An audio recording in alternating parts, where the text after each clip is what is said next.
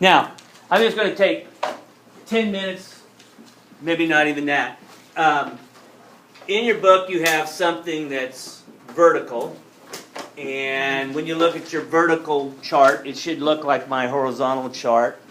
I'm leaving out Terra and Penta, or Peta.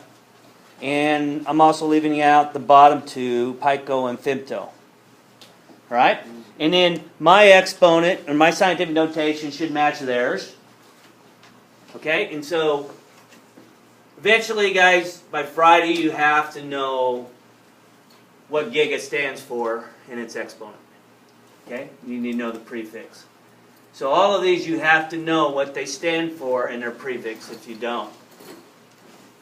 The more you work with them, the more you'll be accustomed in remembering them. But we do have students, when we get to the test time, they forget what the exponents stand for, and they'll miss problems based upon that. So make sure over the next week that you take time to look at this chart and make sure you have them down, because I'm not going to give you the chart. All right? So there's two things that, probably the best two things you can do to do problems right, and you're not ever going to get them wrong unless you have a miscalculation, is one, you have to compare units correctly and make them equal to one another when you do a conversion. Like, how many inches are in a foot? 12. So you can set up that ratio 12 to 1 or 1 to 12. Okay? Or, how many feet are in a yard? 3.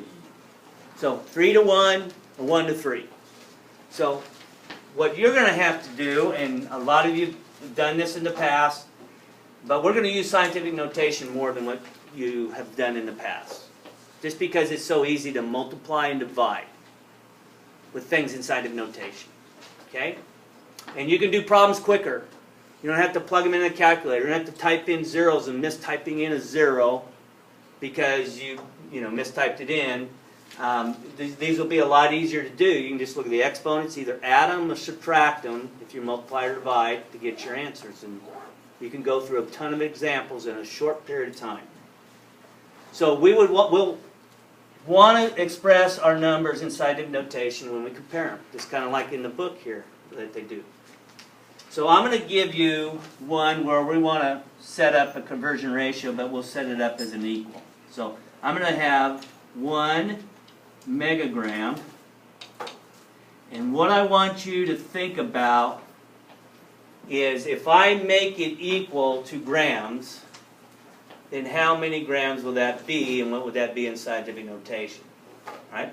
So how this works is that 10 to the third means it's 1,000 times the size of the base unit. Mega is 1,000,000 times the size of the base unit. If we would go to centi, that 10 to the minus 2 is like 1 over 100 or 0.01. So that's 1/10 the size of the base unit. It's not equal to it though.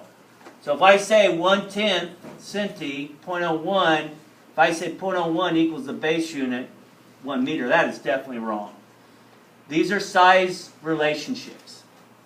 That's all they are. So if I'm comparing, and be careful, little m versus capital M, milli, little m, capital M. So make sure you're looking at that correctly. So what would be the number that would go in there for grams? 1 times 10 to the what? 6. Million times bigger than the base unit. Okay? 10 to the 0 means 1. If you put 10 to the 0 in, you get 1. Okay? Now let's say I do it like this. Let's say I have to give you a problem. I go 1 gram, and then what I want you to do is put in the comparison for megagram. So let's say I switch it up on you. Now, I always prefer the top one. When I teach it, when I do all my problems, I always put a 1 in front of the bigger unit, and then my exponent's always going to be positive. So then I don't have to guess. Is it negative or positive? If I put a 1 in front of the bigger unit when I do my ratios, my exponent's always going to be positive. I'm not going to have to deal with a negative exponent ever if I do that. But you'll have some problems where you're going to have to practice that. So in here, what should this number be? 1 times 10 to the negative 6. Or 1/1,000,000th. So if I have this as 1 gram, how would this equal it? Well, if I had 1/1,000,000th of this size, that's the same as 1 gram. Okay? So if you put a 1 in front of the bigger unit, your exponent's always positive, the difference.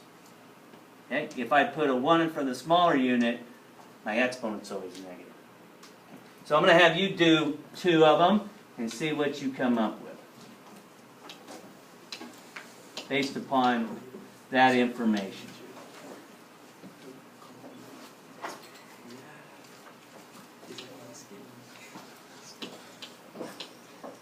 Now, this is the very first step you have to do a conversion.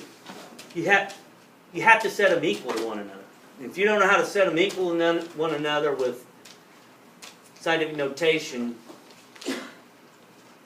with AP students, we did this and reviewed it real quick, and there's still a couple of them are putting the wrong exponent in when they're comparing them.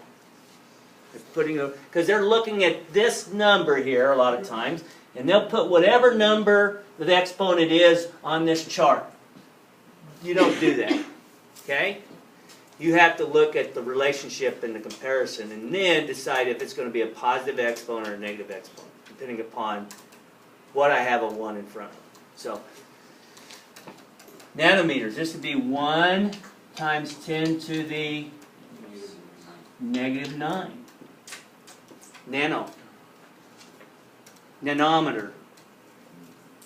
Okay, and then this one, since the 1 is in front of the smaller unit, then that's why that's negative exponent. Now this one, 1 is in front of the bigger unit, so this would be 1 times 10 to the what? 30. Any questions on that?